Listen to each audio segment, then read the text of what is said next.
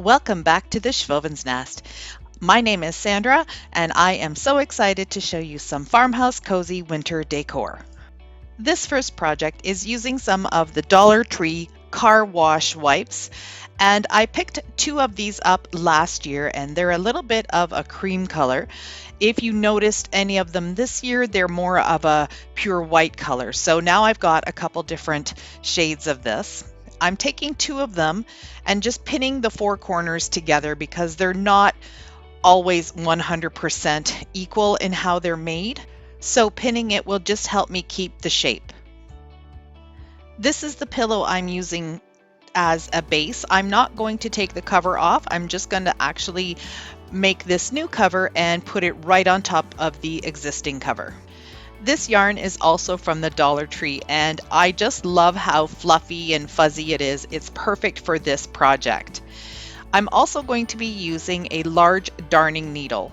The easiest way to get yarn inside of a darning needle is to hold the yarn against your hand and then just rub the eye of the needle back and forth on top of the yarn, and it will easily slip right through. So some of the strands of yarn will start popping up through the eye of the needle, and you'll be able to easily pull it through. Here's that process again, a little closer up so you can see how it's done. I'm pulling off about a 3 or 4 foot length that I'm going to start using to stitch the pillow together. At the long end, I'm going to tie a small knot into it so it doesn't slide all the way through when I'm stitching. The stitch I'm going to use to put both of these pieces of fabric together is called a blanket stitch. The first thing you're going to do is go in the inside of the top layer and stick your needle through and pull the yarn all the way till you reach the knot. Then tuck the end in between the two pieces of fabric. Now you'll repeat this process, but this time you'll go to the back of both pieces of fabric and come through to the front in the exact same spot that you originally did.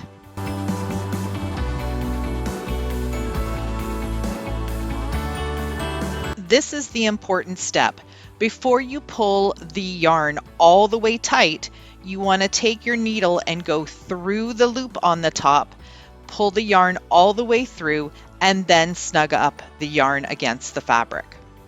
This will become the first stitch.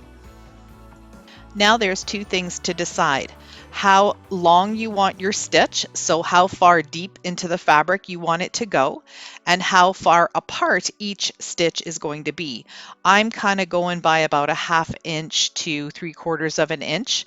So now I'm going through the back of both pieces of fabric again and pulling my yarn through. Before I pull it really snug, I'm going to want to make sure that I've got it looped through. So the way I do it is I make sure that that loop of yarn is always laying in front, and then I can make sure that my needle is always through the loop, and then you can see that I have the piece across the top.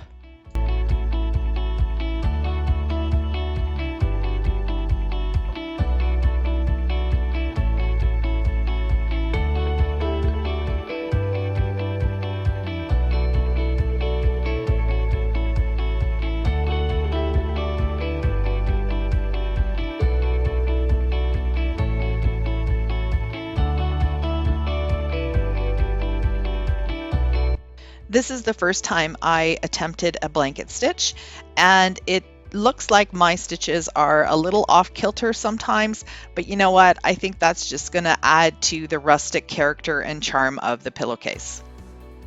This is something that takes quite a long time to do.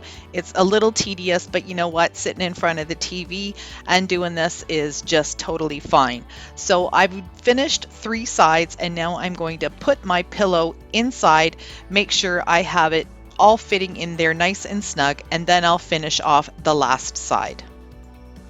I ended up with about 4 inches of extra fabric at the end. I'm not measuring anything, I'm just rough cutting all the way across because I'll be folding the rough edges in and then doing the blanket stitch on top all the way across to close it up.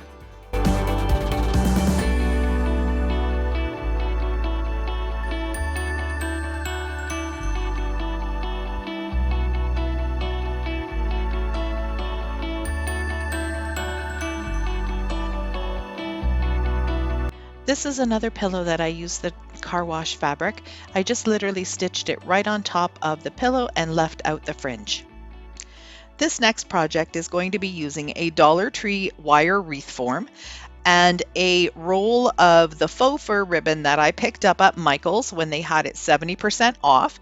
It was regular $20 and I got it for $6 and it's 3 yards. So this is going to be perfect for this project.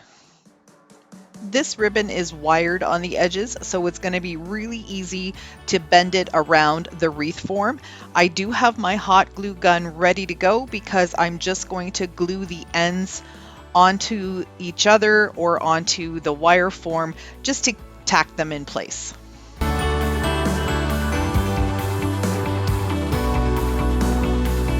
One thing I made sure of when I was putting the ribbon on is that it was all going in the same direction. You know, like when you touch fur and if you run your hand across it one way, it's going to stand up, and if you run it the other way, it's going to lay down. So I'm just making sure that it's all laying down facing the center of the wreath. I'm also going to use this Dollar Tree fuzzy yarn again, and then I'm going to tie it around at the start and just loop it around just to give it a little bit more texture and color.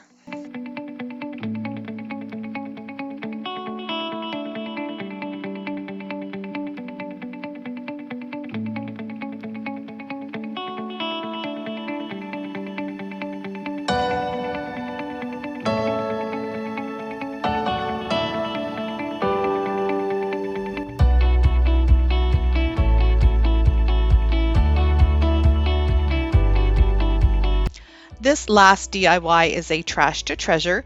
I have had this picture frame for probably about 15 years. It has been repainted 2 or 3 times already, but I'm going to repurpose it one more time. The last time it got used was for my daughter-in-law's shower, so I've got these black and pink dots on the corner. I'm just using some 220 grit sandpaper just to get the bumps sanded down so they're nice and smooth. I'm going for a little bit more color this time, so I'm using the chalked Rust-Oleum charcoal paint, and I'm just going to give it one coat on the top and then one coat on the bottom, and then let it dry.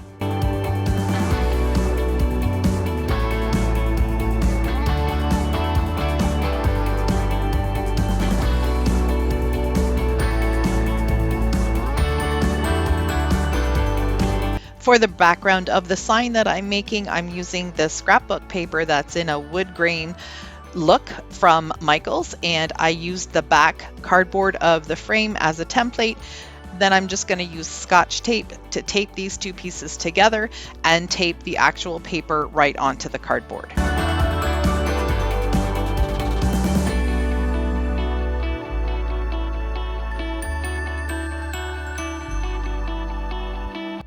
If you've watched some of my previous sign making videos, you'll know that I do a lot of stencil work and I also do a lot of freehand. So this sign is actually a blend of both. I've used some stencils and just a regular permanent marker because this is just on paper.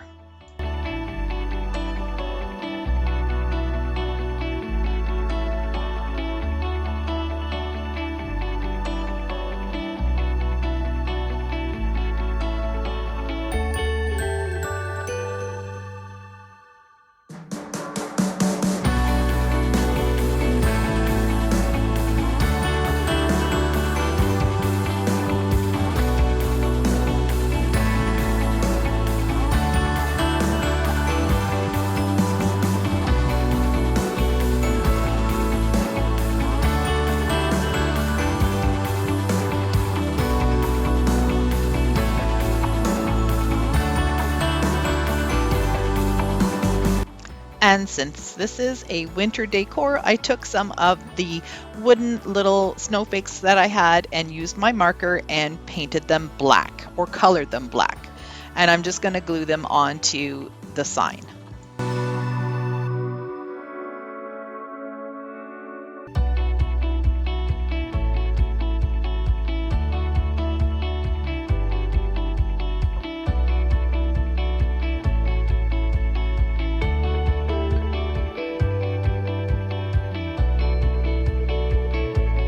I hope you enjoyed this video and got some inspiration to create some winter home decor for your home. If you did, please give me a thumbs up, subscribe to my channel, and don't forget to click the bell to get notified when I upload new videos. Thanks for watching.